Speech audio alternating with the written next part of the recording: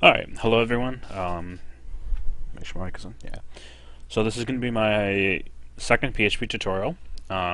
If you have no previous experience with PHP, I recommend you look up my first one. The link is on my Twitch page. Let me just go ahead and show you that.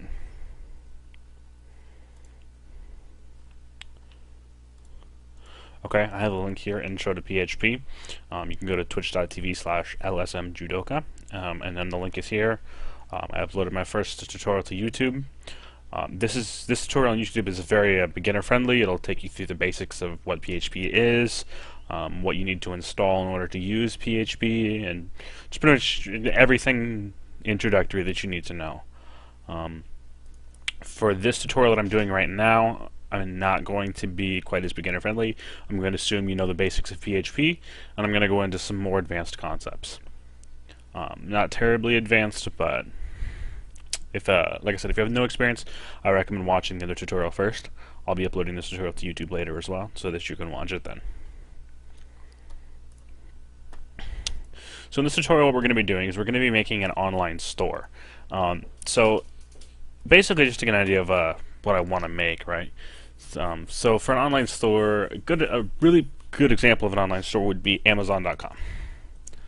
Okay, this is probably the biggest online store, period, bar none.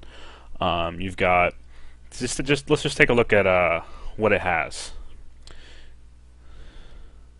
because I don't think I went over this so much in my first tutorial. But before you program anything, there's 5 basic steps. I'm actually going to go ahead and put these up on my screen now. It's 5 steps in the programming process. Figure out what it needs to do.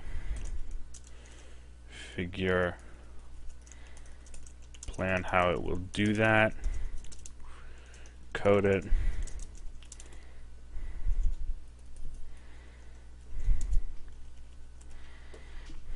Okay, this is the basic programming process. I feel this is relevant.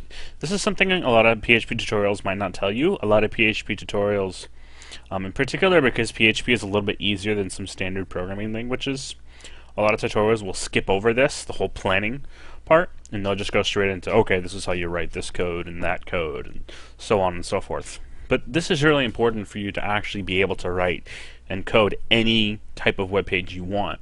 This is what's going to make you not just able to code an online store, but you can code an online store, you can code a blog, you can make a game, you can make a social network site. If you once you've mastered the programming process, you can make almost anything. This is how you'll approach a problem that you look at it and you go, I have no idea how to code this, and you can apply this and figure out how to code it, which is the primary thing that programmers have to do, and that's really what defines computer science.